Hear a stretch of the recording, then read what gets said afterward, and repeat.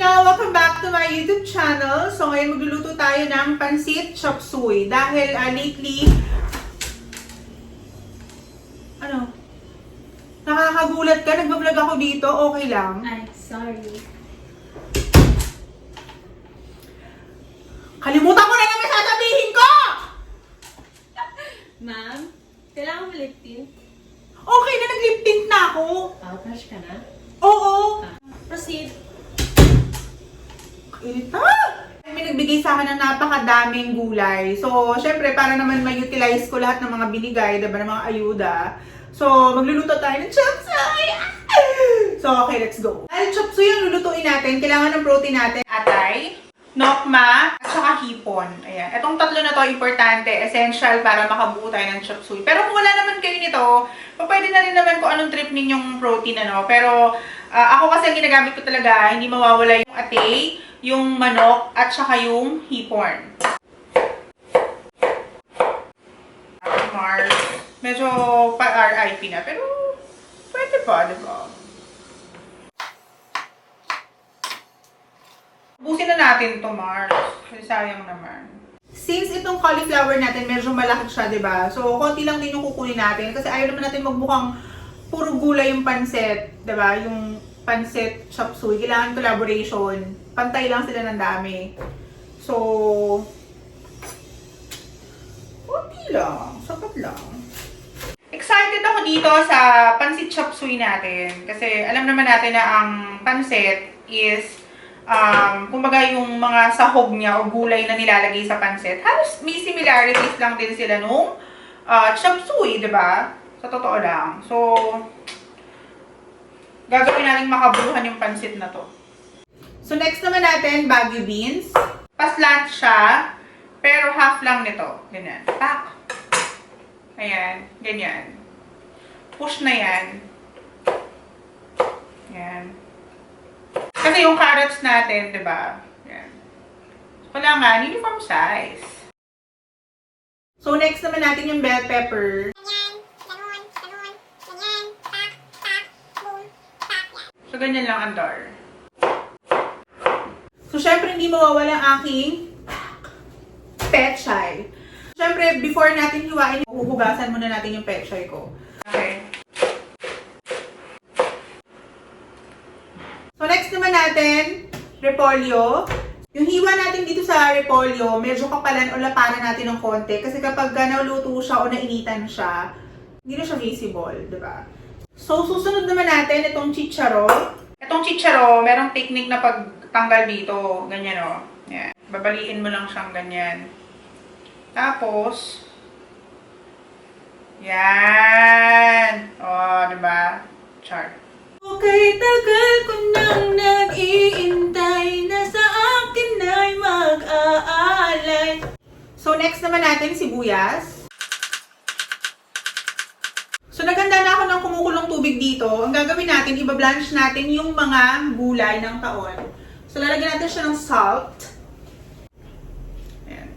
So, syempre, pinakamatigas, yung cauliflower and broccoli. So, pagsasamahin na natin itong dalawa na to.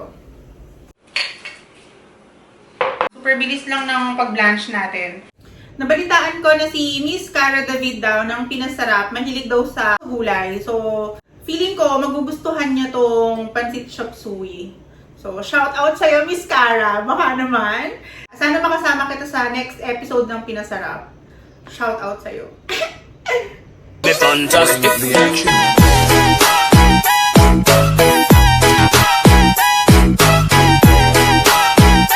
Yung mga broccoli and cauliflower natin, pwede na nating hanguin.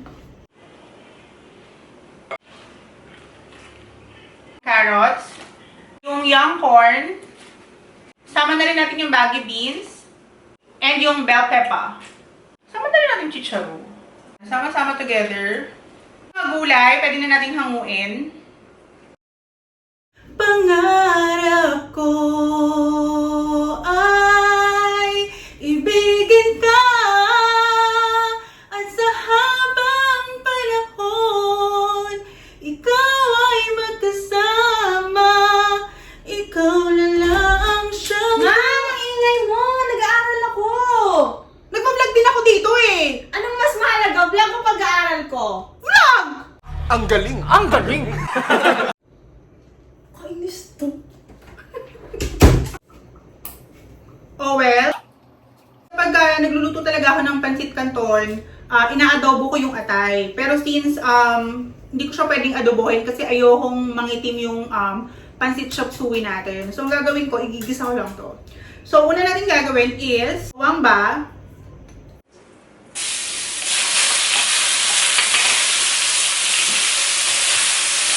sibuyas, lagyan na natin yung atay,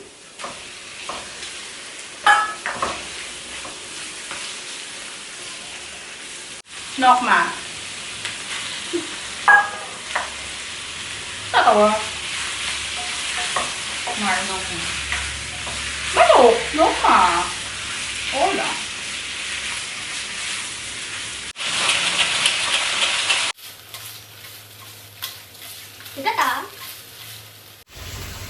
So ngayon, para lalong mas sumarap yung atay natin at saka yung nokma, syempre lalagyan na natin siya kagad ng chicken powder, ang best friend ng mga kusinero. Ayan.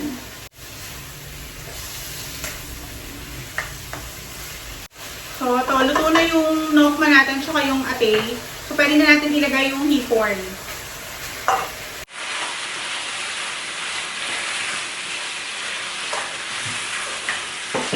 Okay na yung sahog natin. Ngayon, isi-set aside ulit natin to. Noodles naman yung lulutuin natin. Nor cream of mushroom. Tutunawin natin to sa tubig. Yes, naglalagay ako ng cream of mushroom sa chopsuey. So, tutunawin lang natin yan. Kung didirekta natin siya dito mainit, baka magbuo-buo Mars. So, dissolve lang natin siya. Yung vegetable stock, titimplahan natin na siya ulit ng chicken powder. Ayan. Para dito sa lutuan ko. Ayan.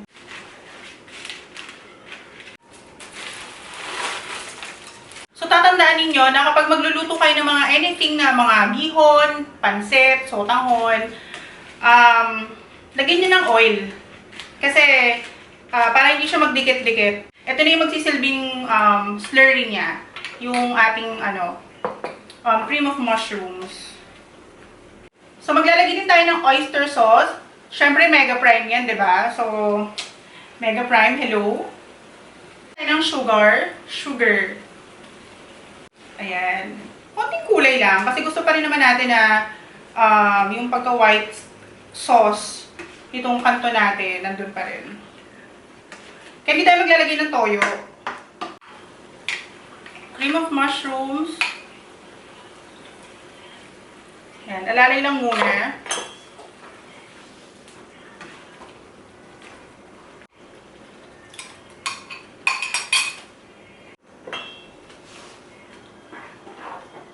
Carbonara yarn! Yan, malapot na. So, perfect na to. Siguro mag-a-add na lang tayo dito ng water pa, no? Para, kasi for sure, lalapot pa to ng lalapot.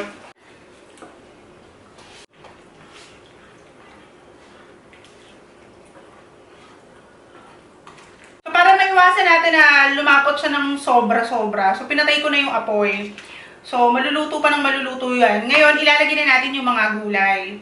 Itong pechay ko. Lalagyan natin tong repolyo. Buong panis.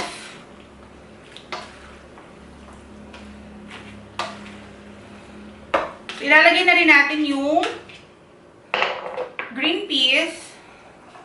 Pero magtitira tayo ng konti. Kasi para dun sa garnish. So, naglagay na rin ako ng betlog ng pugo.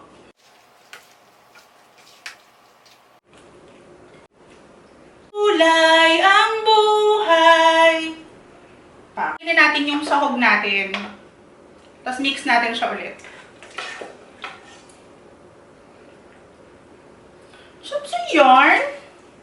Parang chopsuey na carbonara, Mars.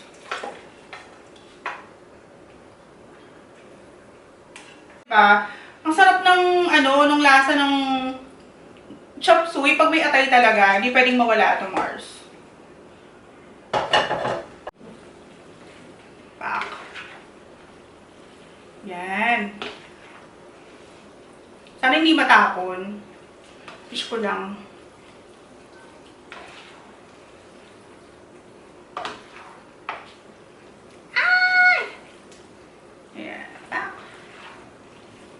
Nagtira ako ng konting gulay para pang garnish natin. Para naman di mukhang ewan yung plating natin, di ba? So, ayan. Okay na siya.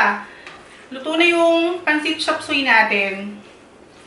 So, mag-plate na tayo. Chopsuey na chopsuey! Oh, tapos ano siya? Saucy! So, unahin natin yung kanton. Yan. Tapos yung mga pa-toppings, ibabaw natin. Grabe ang saucy niya, Mars! Na-achieve ko. Ate Aya, luto na yung pancit canton.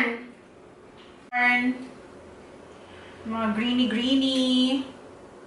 Ayusin natin ng malala. Ayan. Yan. Ng bell pepper. Pugo. Tak. Atay ulit. Tapos syempre hipon. Tak. I-sprinkle natin, i-garnish natin ang green peas. Green peas yung garnish. Tak. Ayan. So, luto na ang ating pancit chopsuey.